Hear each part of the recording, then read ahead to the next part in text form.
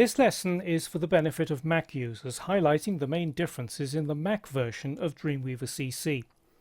Apart from the usual differences in keyboard shortcuts, the Windows and Mac versions are remarkably similar.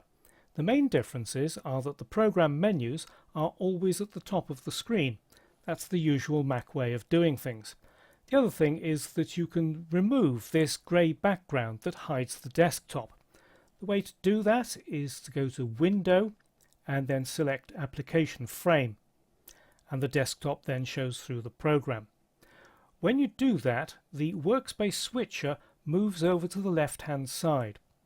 Let me just go back and restore the application frame.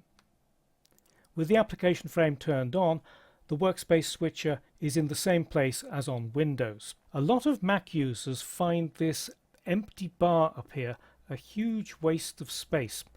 The way to get rid of it is to go to the Window menu, turn off the application frame, and then turn off the application bar. When you do so, you get a lot more space, but you also lose the workspace switcher. But that's not really a problem, because if you go to the Window menu and select Workspace Layout, you get exactly the same options as you do in the workspace switcher. The application frame and application bar are linked to each other. If the application frame is turned on, the application bar is always visible, and the option to toggle it on and off is greyed out in this menu here. Now let's open a couple of files.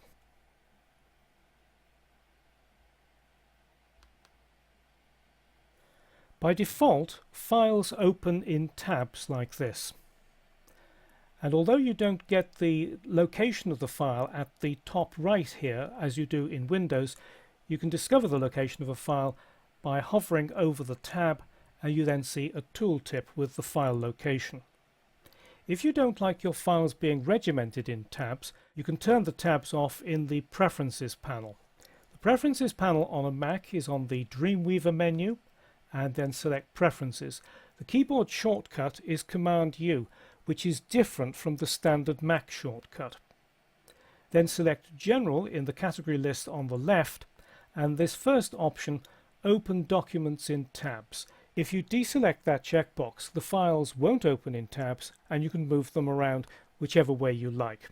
I'm going to leave them in tabs, so I'm just going to click Close. Dialog boxes that select, open or save files and folders use the native operating system layout in both Mac and Windows. So let's just open one of those dialog boxes. If we go to File, Open. This is an ordinary Mac dialog box, so it should be very familiar to you. The only real difference is that occasionally buttons have different labels, such as Choose instead of Select or OK. But because they're native Mac dialog boxes, it shouldn't create any particular problem for you. The only area where the Mac version doesn't share the same functionality as the Windows version is in the File menu. And in the Import submenu, there are two extra options on Windows. They allow you to import content directly from a Word or an Excel document. That import feature on Windows relies on accessing hooks in Word and Excel that aren't exposed on the Mac. However, you can easily get round this by copying and pasting from Word and Excel documents. In fact, it's usually more efficient to do so, because normally you want to examine the content of a document before importing it, so the file is usually open anyway. One thing that Windows users don't have is this little search field at the top of the Files panel. If I start searching in here, say for Forms, I then get a list of matching file names. Also, I get files that have got matching text, so that's extremely useful. That's tied in with Spotlight. So those are the main differences between the Windows and Mac versions of Dreamweaver. The menus are attached to the top of the screen, and the program uses native Mac dialog boxes for selecting, opening and saving files. You can turn off the grey background to see the desktop through the program, and you can also turn off displaying files in tabs. And the Files panel hooks into Spotlight to search for files and text in files.